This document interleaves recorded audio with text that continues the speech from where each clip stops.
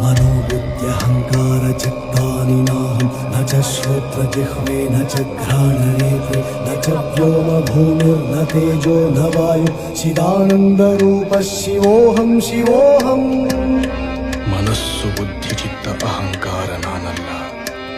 ಕಣ್ಣು ಕಿವಿ ಮೂಗು ಮೊದಲಾದ ಪಂಚೇಂದ್ರಿಯಗಳಲ್ಲಿ ನಾನಿಲ್ಲ. ಭೂಮಿ ಜಲ ಗಾಳಿ ಆಕಾಶವು ನನಗೆ ಸೇರಿಲ್ಲ.